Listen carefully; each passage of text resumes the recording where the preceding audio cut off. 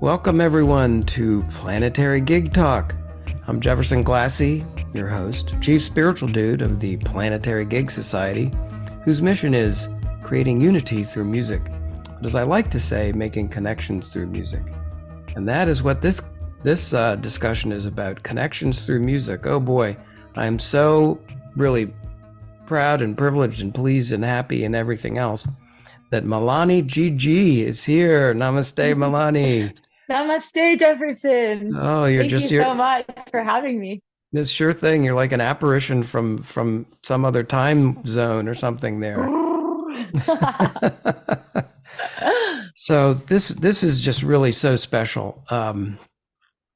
As some of you may know, I was in India for my 70th birthday and staying at the Devi Music Ashram in Rishikesh. And the synchronicities just abound. I mean, it was a magic carpet ride for sure all the way around, and life still is that, I think, if you think of it that way. But I was in the I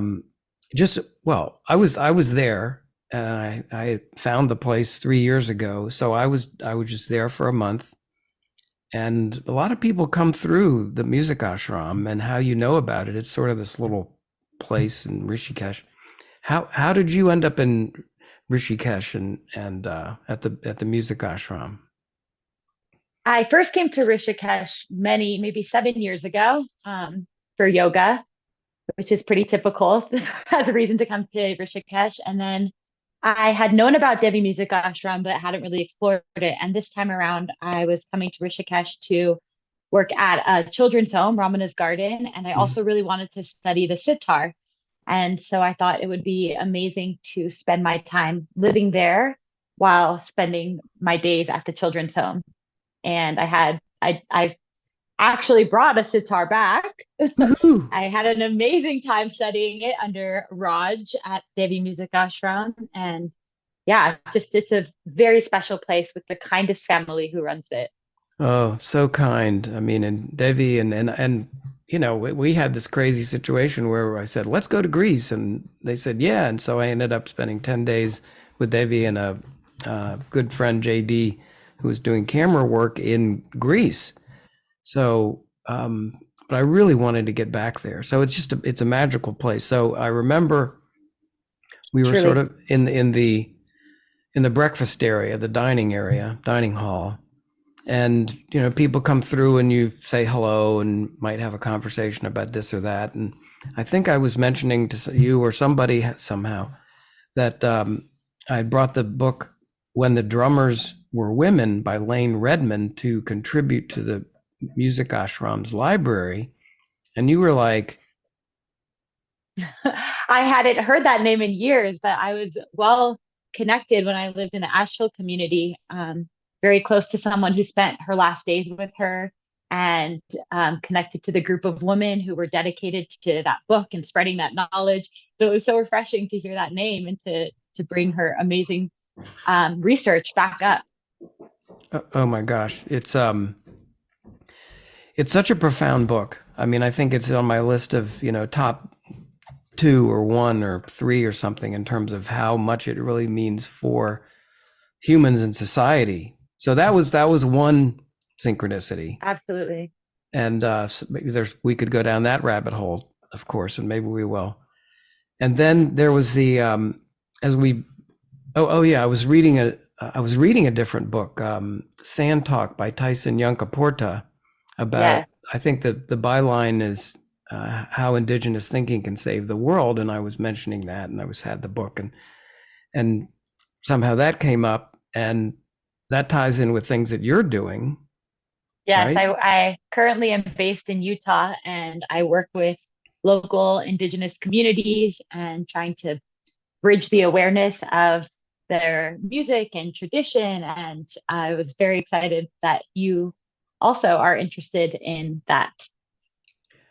It's so profound when he says how indigenous thinking can save the world. I think that's absolutely true, because it was indigenous thinking that brought us to where we are, though there may be a little bit of an imbalance in some ways, but it's so profound. So that was like synchronicity number two.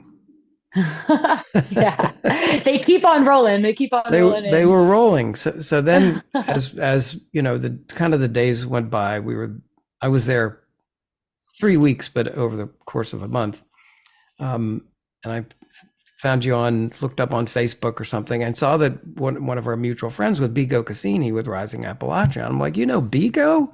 Oh my gosh, how's that possible? How did you know Biko and them, Leah and Chloe? Yeah. Again, I lived in Asheville for a while and then I moved to Atlanta and we were running in very similar inner circles. And I have so much respect for the music that they make and bring to the world. I liken it sometimes to that of Nina Simone's music in that it's so um, socially appropriate and strong and also unique. And um, Nina Simone's one of my favorite musicians of all time. So Yeah, I really feel so connected to what they're bringing to our community today. yeah. I agree. I think they're my favorite band. I've been to see them a number of times in different cities. What the message they bring is amazing. Their voices are amazing. And it was Biko who told me about Victor Wooten's book, The Music Lesson, Which has probably, had a and it huge impact on you. totally changed my life and my understanding about music. And his audiobook and the spirit of music and that audiobook, I mean, wow. And just knowing Victor and going to Wooten Woods for camp and all that, it's just been amazing. So there was another synchronicity. And then let's see. Oh yeah. The terrace. Yeah. I used to love to go at the music ashram up on the roof in the afternoon and watch the birds, and it's so beautiful, the mountains and all that. And I was playing this song, "Sing to the Mountain" by Elephant Revival, and you walked by and started singing the song along with me. Yeah, it was so special to hear that in the middle of the Himalayan mountains. And we just started harmonizing without speaking. It was so beautiful. And I'm like, how do you even know that song? It's not like exactly a top 10 song, but so that was so many synchronicities, and we have more, Things are just about everything. yeah.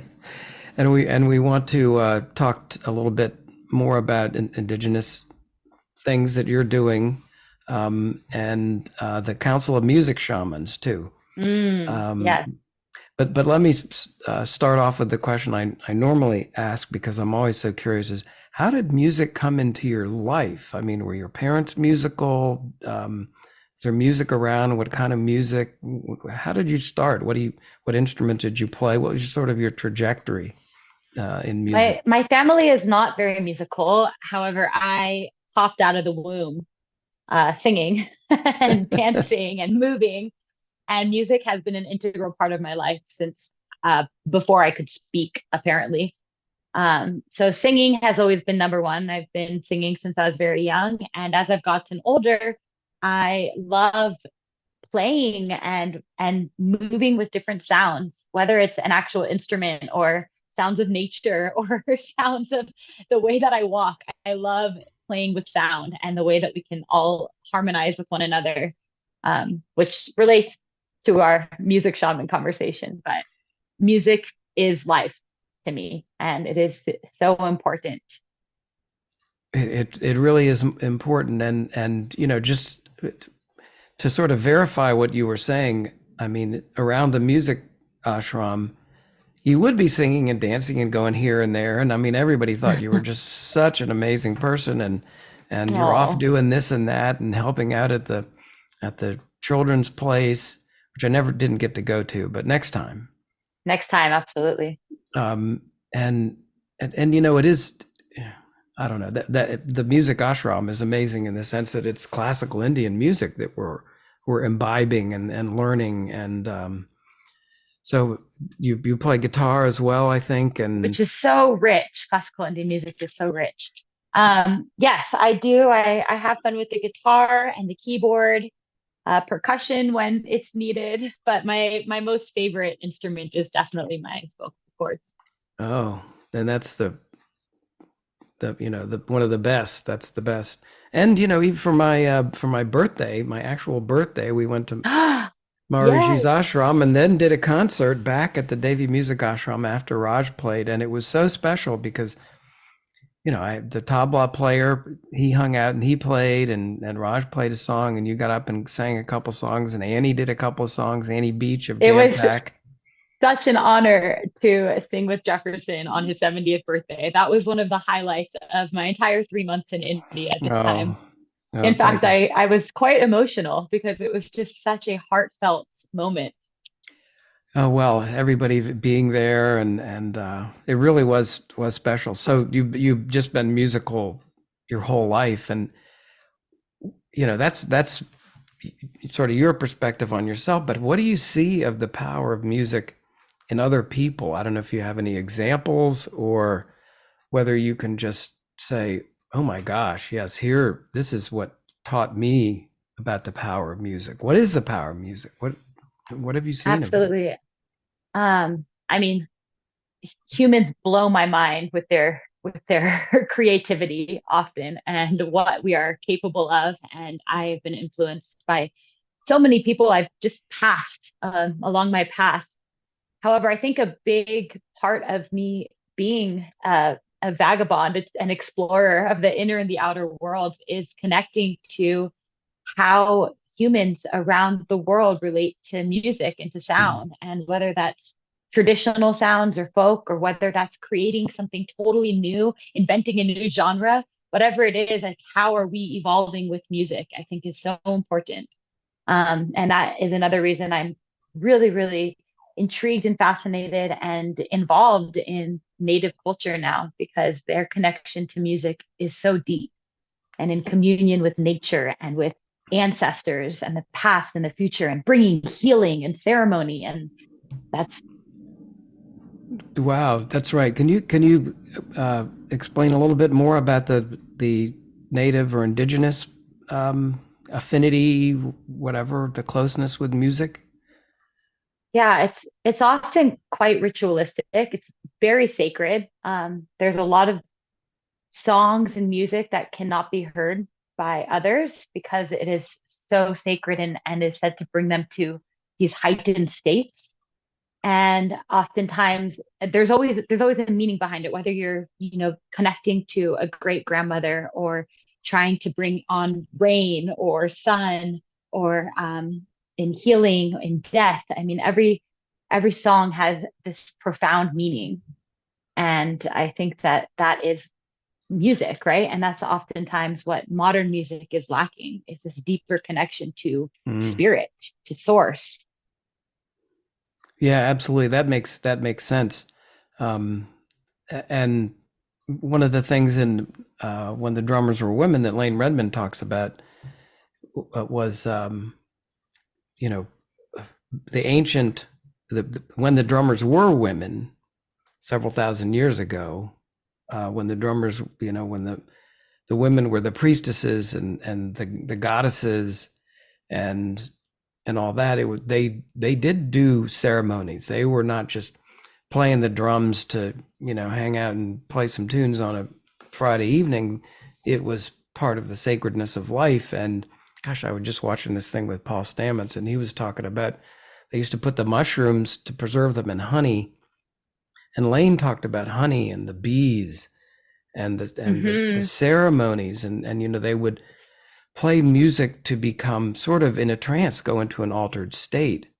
Um, and Actually, her then go circle of ahead. women in Asheville are beekeepers, and they still are very closely connected to the bees. You know, and Elaine also explains how the patriarchy came around and basically told the women they couldn't drum and they couldn't sing, and then next thing you know, they couldn't own property. They were property, and they couldn't vote, and yada yada. And we're here, and that's another topic, but it is tied into Precisely. music.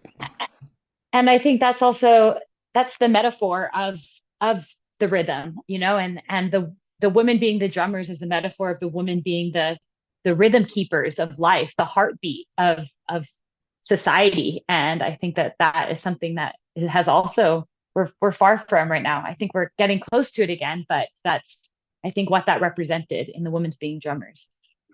Yeah, it's so powerful. I mean, I've for a while I've been writing and doing things about, we want to bring peace to the world. This is my goal, bringing peace of mind for myself, peace to the world. And if you tell somebody Amen. that, they say, oh, good luck with that. But if you say, well, we're thinking, trying to figure out how we can bring peace through music, they go, oh, that's interesting. I can understand where you're going with that. But in terms of bringing peace to society and harmony to society and balance, it's the divine feminine in music, in all things, in creativity, and right, represented in all people and all creatures. It's not just women, of course. right. So there's so many good things about this. So the other question I like to ask about music is, so what can we do to help promote the power of music, tap into the power of music to make a better world, more harmonious world, more balanced world, whatever? And I know that you're doing some things through your indigenous people's work, and maybe you could talk a little bit about that, the powwows, or anything else that you see in terms of what we can do. We need to connect entirely as a humanity, human unity, of course. And I think an amazing way to do that is through music, through dance, through these forms of self-expression that come out of our innermost being. So I am really enjoying at the moment acting sort of as a bridge between the native world and the colonizers, I like to say. So at the moment, we've just formed a new 501c3 called Cultural Fire Events, and we're pretty much bringing these large native gatherings, such as powwows, to primarily white areas. And they're all inclusive so that many people could experience it and be a part of it and connect through it. So that's the work with the native led nonprofits. And then on top of that, I think on a personal level, I'm not much of a speaker or preacher, but how do I show up in the world, right? And how do I bring positivity and music and harmony within conversations and within connecting? And to me, that is of utmost importance to continue to show up as I would like to see the world become. And how do we get more people to show up? And that's the big question. How do we get the people to maybe not be so swayed or affected by fears, and turn more so toward oneness, toward love, toward that connection that we have? I like to think that it's a ripple effect, and that the more that we are genuinely showing up in the world with that light and positivity and optimism and love, the more that becomes the reality around us. And I I don't know the secrets of the universe or how things work, but I know for my own universe, this is how I find more light and a higher vibration whenever I am breathing into the world. Wow. Anyway, so important what you're doing, and let's see, you have a powwow coming up, don't you? Yes, we have a powwow in the Salt Lake City area, in Heber City, actually, on June 3rd and 4th. And all are welcome. Hopefully, if you could come, please do reach out to me. That would be great. I would love to, except for I have this one thing I have to do on that same weekend. It's my son's birthday as well, but too many conflicts. Happy But birthday. yeah, thanks. And That would be. we have another one in Moab in the fall, in October. So Yeah, I would like to do that one, depending on the awesome. dates. I think I have to be in Colorado. But anyways, I don't know when anybody will see this video podcast. But if it's before those dates, let us know and see if you can make it out there. That would be really wonderful. Yeah, I So think it's we for some reason have come up with this truth or this illusion of truth that we are all separate and separated and different.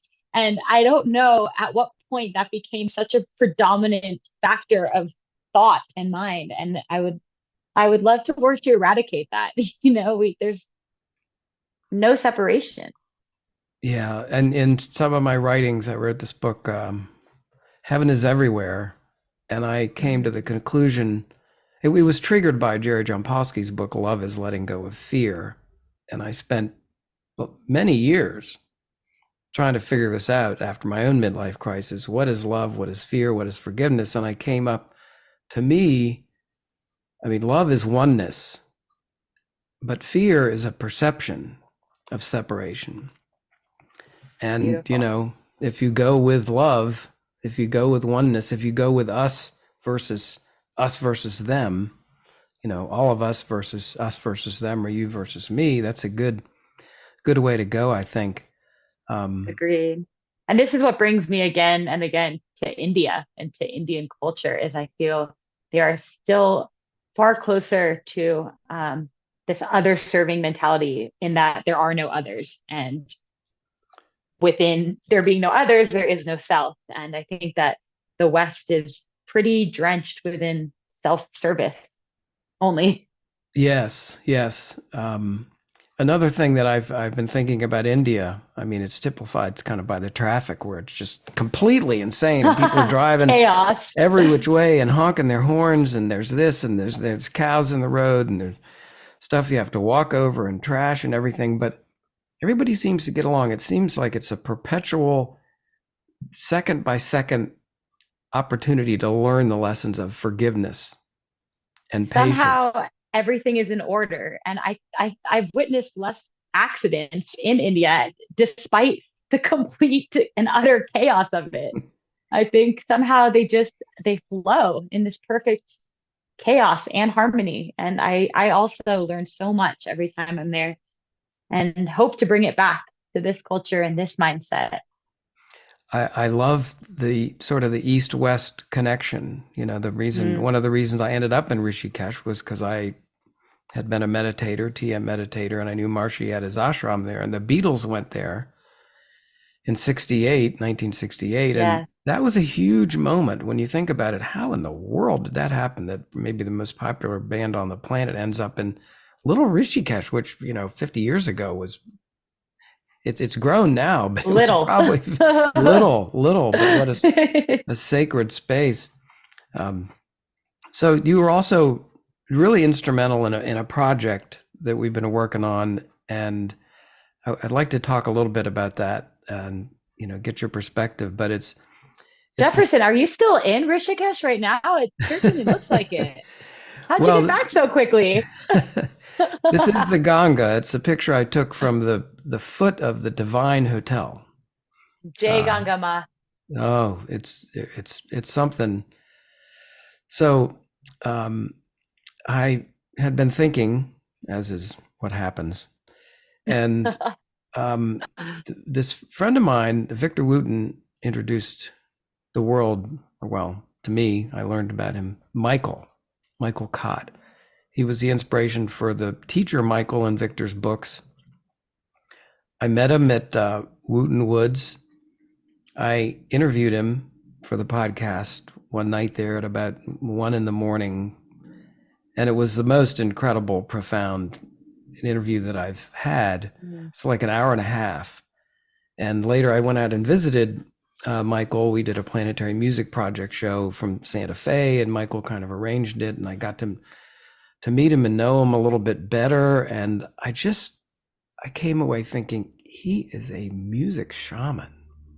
He knows things. He's so in tune with music. He knows things. He has the ability to change people. And I thought, wow, well, if he's a music shaman, who else is a music shaman? Well, Victor Wooten and the Wooten brothers. And then I happened to be on our screened-in porch with our dear friend Lionel Cole. And I said, well, Lionel, you're a music shaman. He said, well, you're a music shaman too. And so then we started thinking, well, who else are music shamans? And would it be helpful for somebody to realize that they were a music shaman, maybe, that they might gain confidence in being able to bring more of what they have out, they may keep to themselves a little bit.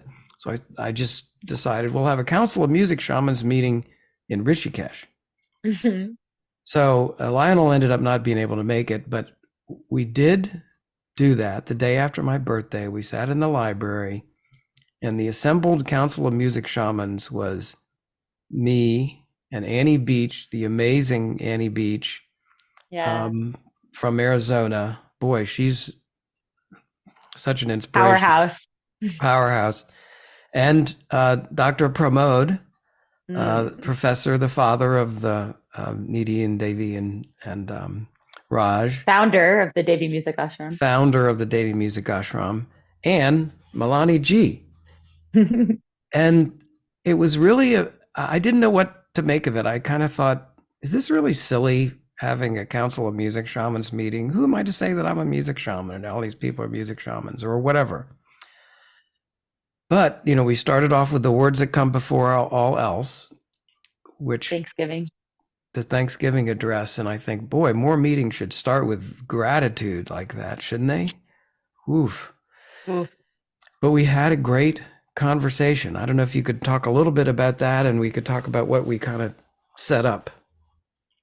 We did. Well, we were talking about how music can be used to bring a more harmonious world generally, and what it means to be, whether you're the musician or the listener or the audience, and how that is a symbiotic relationship, and you need the entire cycle in order to create the shamanism of music.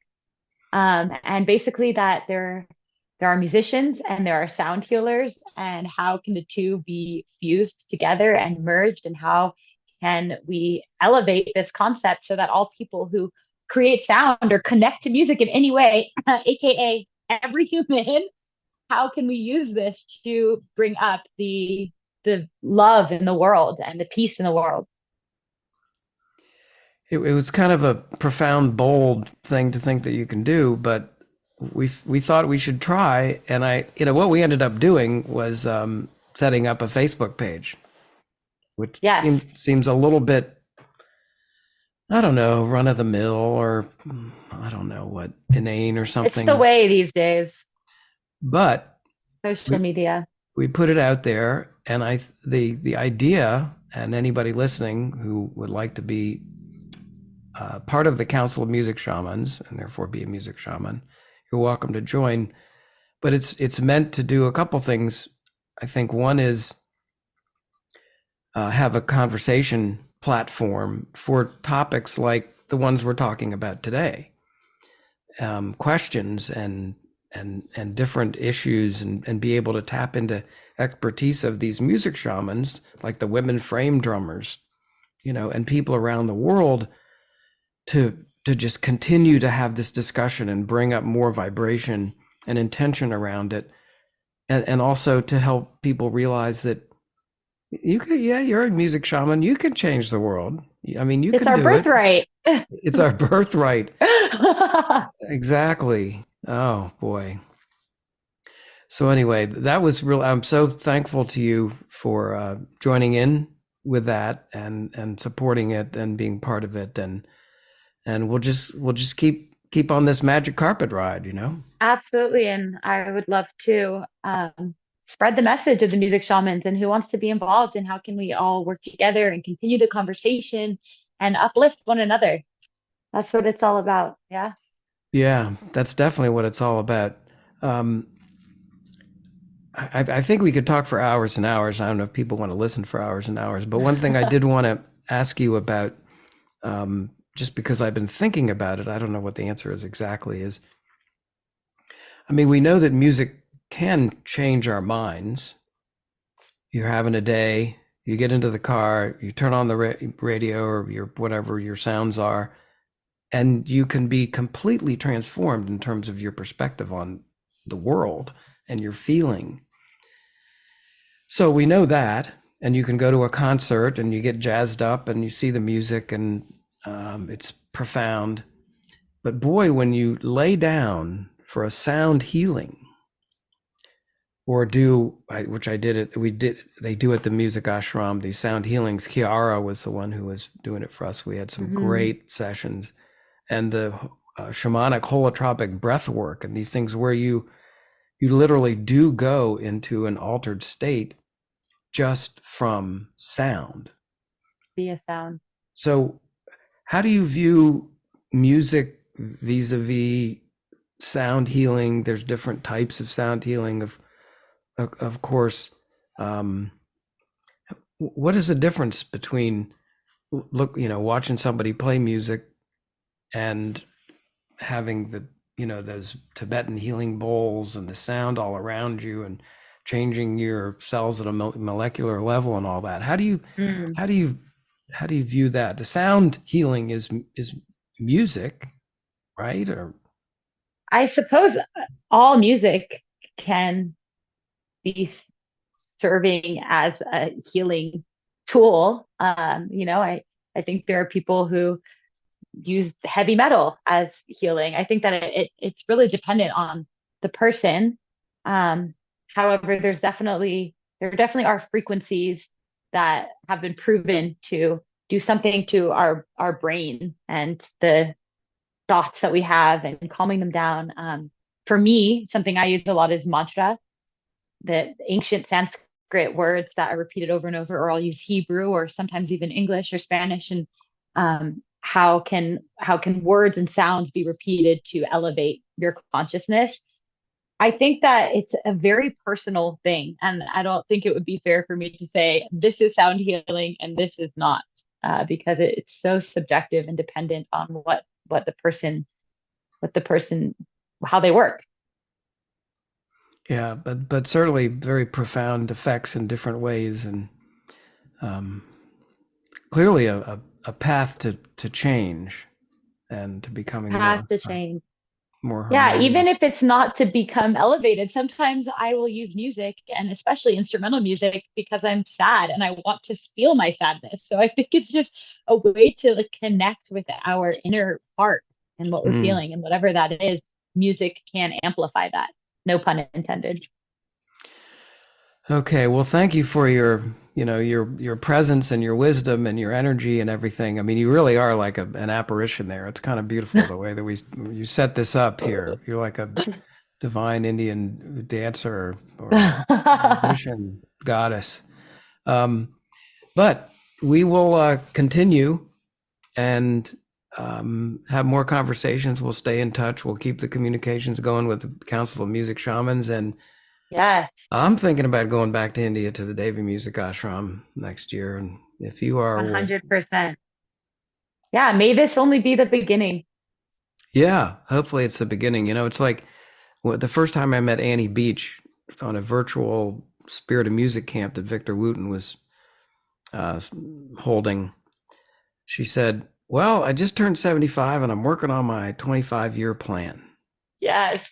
So inspiring. Yeah. And now she's on to her 20-year plan, but she's so inspiring, and it does give me inspiration and hope that there are a lot of years and that we can make a difference through these connections and the community of musicians and music shamans and artists and others. And thank you for lighting into our lives, and Thank you, Jefferson. Thank you so much. Great to know you, and thank you for taking the time for this podcast. And we will see you soon, and more to come. Continue to fuel one another. Yes. Yes, thanks. Thank you so much for having me. What an honor. Oh, it's great. Okay, so namaste. Namaste. All right. Thank you, everybody. Planetary Gig Talk. See you soon.